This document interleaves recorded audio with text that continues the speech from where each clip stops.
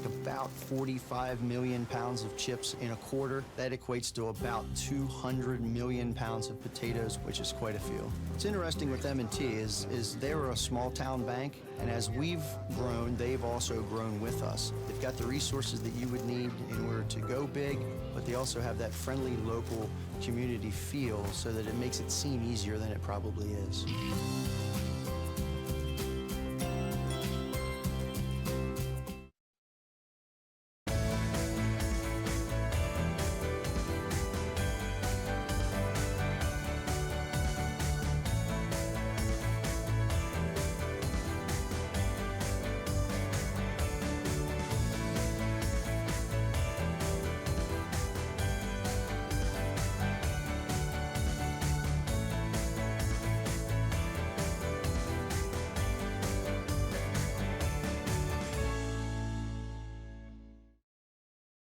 Hello, and welcome to Candidates Up Front.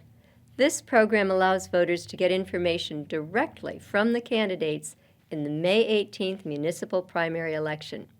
It is a joint project of the League of Women Voters of Berks County and Berks Community Television.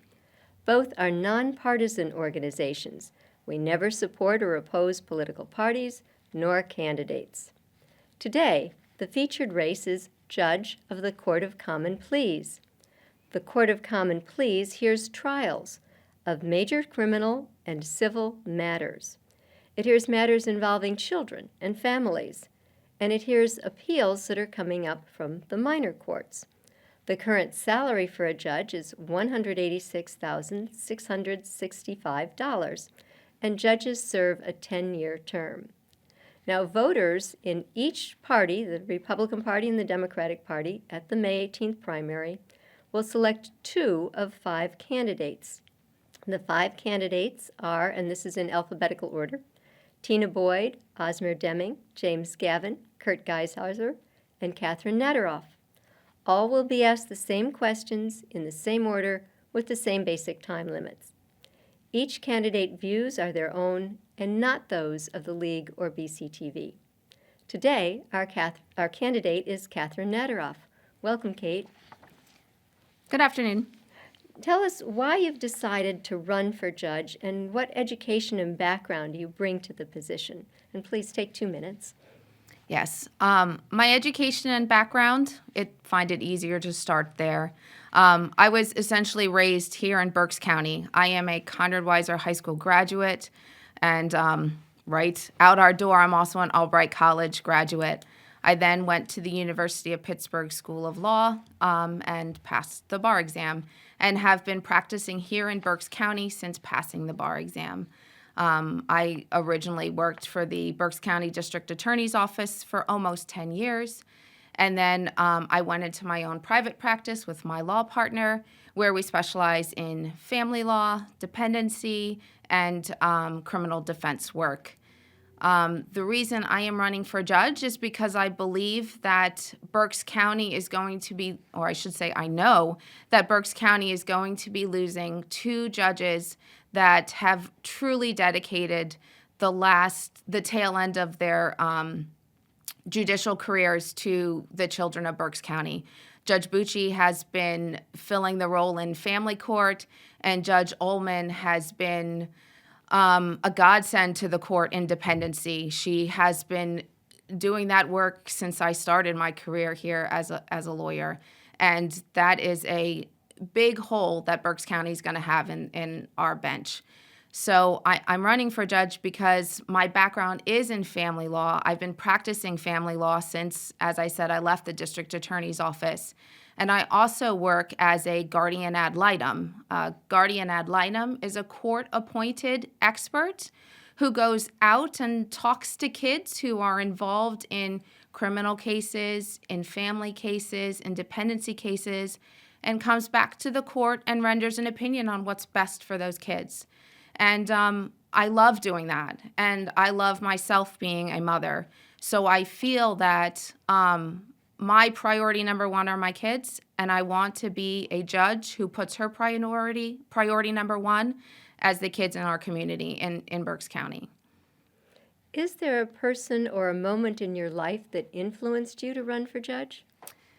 Lots of people influenced me to run for judge. My kids are super excited about it. But the turning point and what really, I don't want to say forced my decision, but pushed my decision in order to run for judge was the fact that we are losing Judge Bucci. And I was practicing in front of Judge Bucci. I would see him on a weekly basis doing family law, and he really helped guide me in that direction, supporting me as a guardian ad litem. And I really felt a connection to him as a judge. I respected the way he operated his courtroom. I respected how he was able to talk to kids, the way he talked to kids, the way that he leaned on counsel to help him through the process, too, the use of guardian ad litems. And like I said, the fact that we are losing him is a huge loss to the bench, and I would be honored to be the candidate that's able to step into his shoes. Thank you. Do you have a favorite Supreme Court justice, a name people might recognize? Well, I believe most people would recognize the name of Justice Ginsburg, who sadly we lost this past year. She was a fighter. The best probably word to describe her is a fighter, fighting through high school, through college, through law school, and through her entire career, and fighting for the rights of people in the United States. And so her I fully respect, and I think we all honor and respect her in many ways. Obviously, she is sadly passed this past year. So if we're talking about current justices, I would say that I most align with Justice Breyer because of his opinion on the Constitution, which is essentially that it's a living document, although all respect is owed to our founding fathers when they made that Constitution. That brings us into our next question. If you were talking to someone with no legal or political background, how would you explain the difference between a conservative judge and a liberal judge? The words are slightly different than they are otherwise. Understand, and that actually does lead directly into it, because Justice Breyer would be considered a liberal judge by most definitions, and I don't believe there's a uniform definition for what makes you liberal versus conservative. But a liberal judge, generally speaking, is a judge who believes that the Constitution is a living document, meaning that the facts and circumstances that come before the court could change the court's opinion, and that the purpose of the Supreme Court, and any court really, is to progress with the times and to move with the times, like I said, like a living document. Whereas a conservative judge believes that the Founding Fathers created the Constitution with these rules in mind and these laws in mind, and the legislature has evoked laws, and that the justices of the courts are meant to apply directly those rules and laws. Under what circumstances would you recuse yourself from a case? And to our viewers, that means decide you're not the right judge to sit there. Right, and there's specific judicial rules on recusal. There's also specific rules regarding an attorney when they shouldn't be taking a case. If you have what's called a conflict of interest, judges have to stand with the utmost ethics. So if a case were to come before me where, say, I knew the defendant, or I knew a party, or it was a divorce and those people were my friends, or are my friends, I wouldn't be able to preside over that case. I would have to recuse myself because my own personal opinion would get in the way, or I would have personal knowledge of the case that might get in the way of me making a sound and impartial decision. How would you explain to citizens, say they're called for jury duty, what the duties are that they have and why they're needed to serve? So when you serve for jury duty, you fill out paperwork that it's a lot of questions, and sometimes jurors feel like it's prying into their personal lives. And I can promise you that the judges and the attorneys who do jury trials, we are not trying to pry into your personal life. The purpose of it is to make a fair and impartial panel to make a decision that is very important in the lives of the people who are presenting the case, and most certainly in the lives of the defendant. When you come for jury duty, then the procedure's a little bit different this past year. When you come for jury duty, you're actually put in our auditorium now instead of in the courtroom. You're spaced out and you have your numbers, and whenever a question is asked and it pertains to you, you present your number. If there's a personal answer or a personal issue that you don't want to say in front of anyone, because there's a panel of jurors there's well over 50 people in the room, then you can ask the court to take a sidebar. And that has happened. I've had numerous jury trials, actually. I've had 2 over the past year during COVID, and we have had sidebars. So the purpose of it all is to create a fair and impartial jury panel. What is the appropriate role for a common pleas judge in an end-of-life dispute brought to court by family members? Sadly, that these cases even come before the court, but the role of the court is not to make a decision for those family members. Rather, the role of the court is to try to determine who is best suited to make that decision, or otherwise who legally is supposed to make that decision. In many end-of-stage life cases, the first thing that you should be doing is checking to see whether or not that person has an advanced care directive. And that would be what used to be called, or some still call, a living will. And that is the person who would be at end of stage, what they want to happen to them. Should they be on life support? Should they have a feeding tube? And at what point in time should a decision be made to end their life? And in an advanced care directive, they appoint someone to make that decision for them if they are unable to do so. If the family is coming from before the court, that means either there's an issue with saying that the person wasn't competent in choosing their care director, or otherwise none was ever chosen. So the court has to decide who is best situated and appropriate to make the decision for that patient. In sentencing convicted criminals, what factors should be considered? When is an alternate to jail appropriate? So Berks County has a lot of alternate programs in regards to the criminal justice system. We have diversionary programs that start even at the magisterial district judge level for cases like possession of a small amount of marijuana where there's no priors, the marijuana diversion program. We also have mental health treatment court, veteran treatment court, and drug treatment court. And those courts are designed specifically in order to avoid a jail sentence or a significant probationary sentence and to get these individuals treatment. The number of people in the prison system that have mental health and addiction issues is staggering. So these programs are in order to help prevent our jail system being overfilled with people who really should be treated more so than simply incarcerated. When sentencing individuals, the court is looking at a number of factors. Primarily, they're looking at the crime and the person's criminal history, and then there's a matrix that tells you what the guideline sentence should be.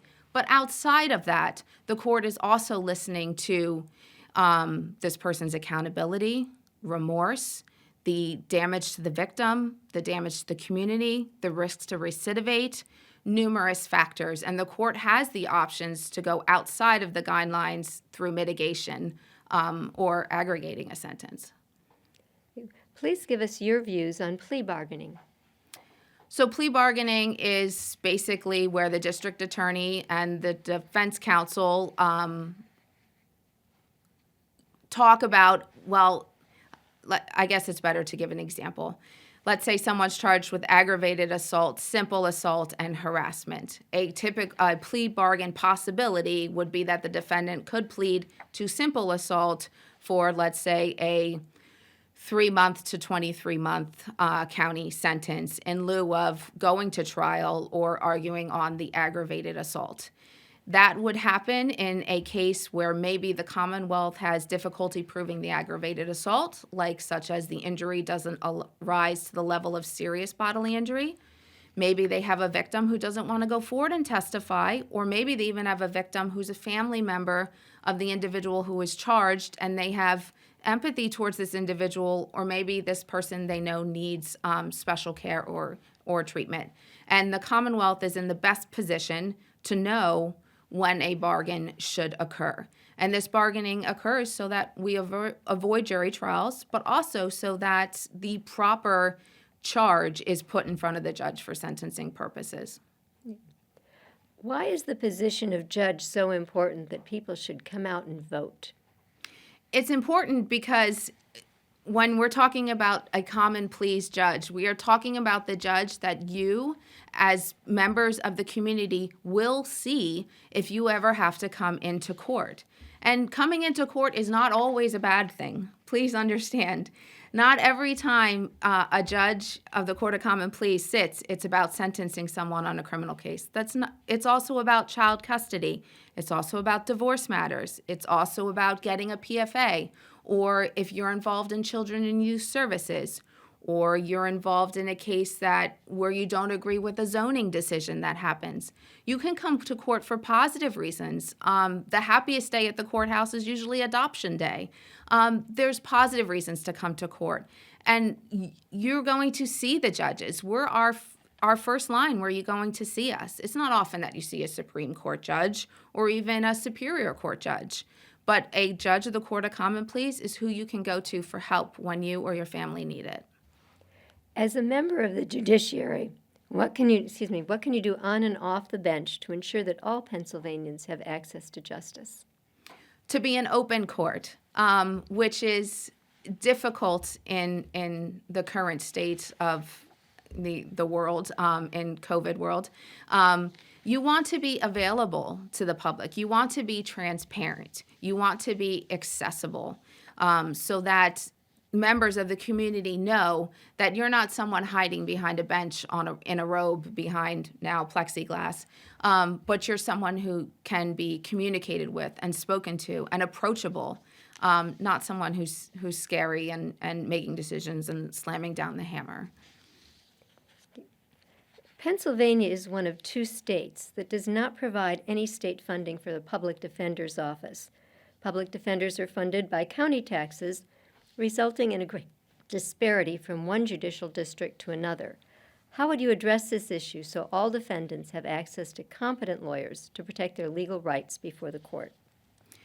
I don't know that there's a means that the judges themselves can address this issue. I will, however, say that Berks County has an incredible public defender unit. There are many public defenders who are in the courtroom every single day and are extremely competent in what they do. And one thing that a judge can do on the bench is to support our public defenders. And I believe there's a misconception in the community that public defenders don't go to law school, don't do the extra work that private attorneys do, and that's 100% not true.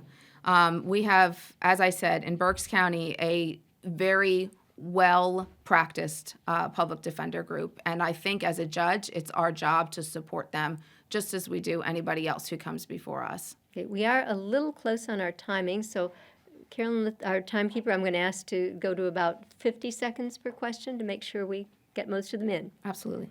Alternatives to incarceration not only cost less, but often result in less recidivism. What is your view on alternatives to incarceration for nonviolent offenders?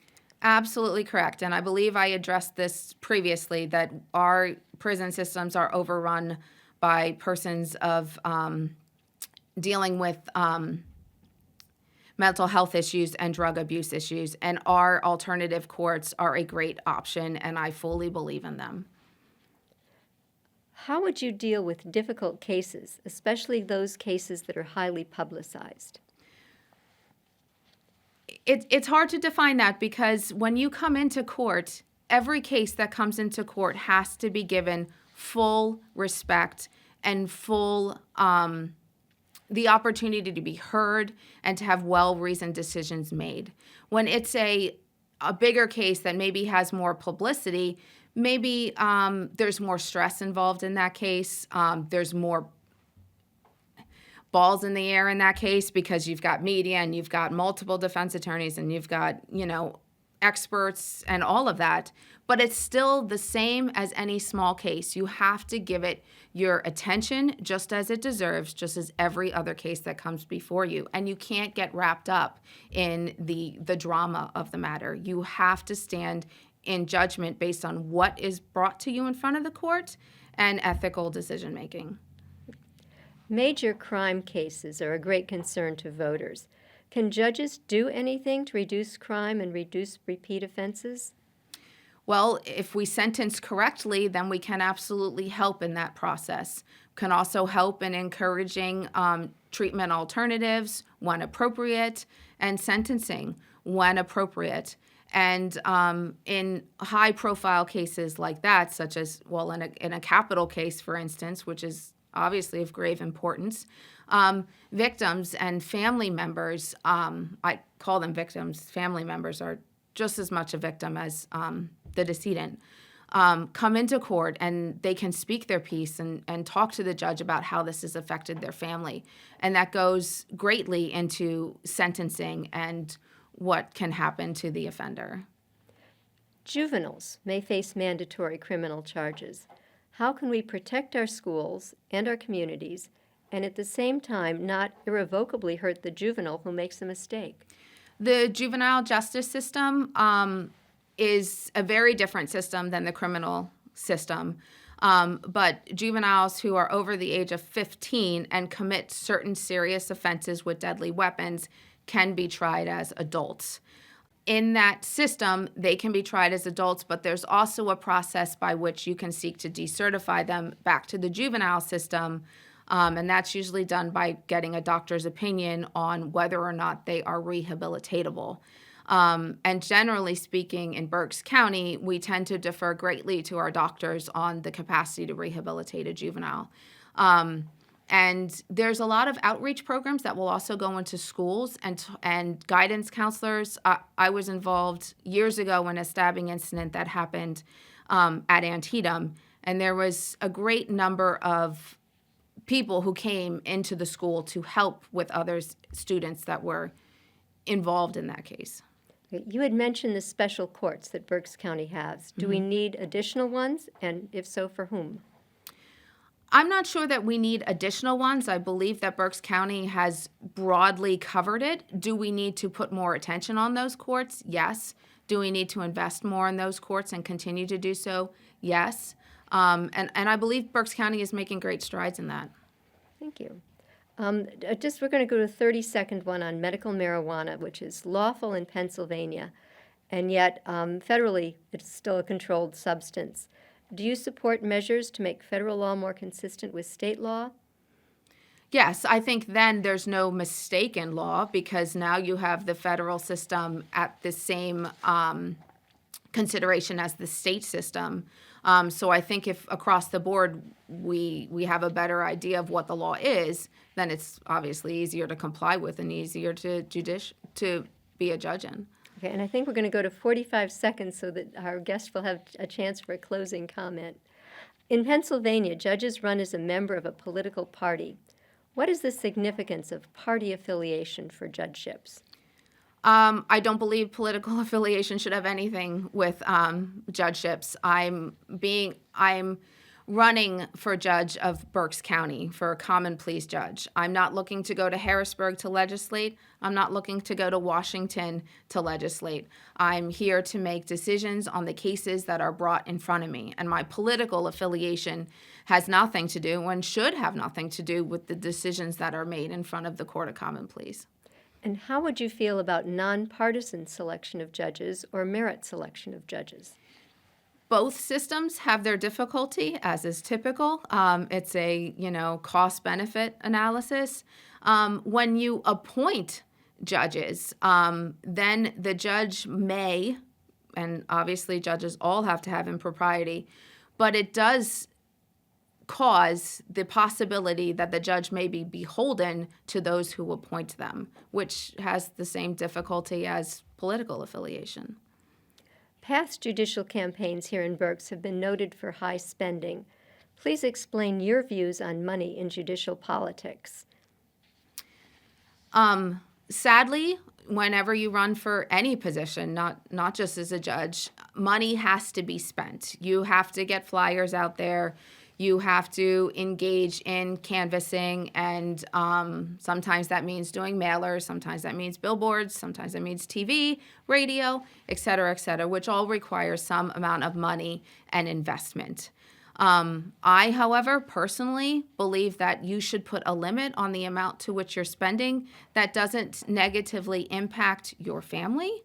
And obviously that's different for everyone, but I believe that a cap on the amount of spending is a fair way to approach a campaign.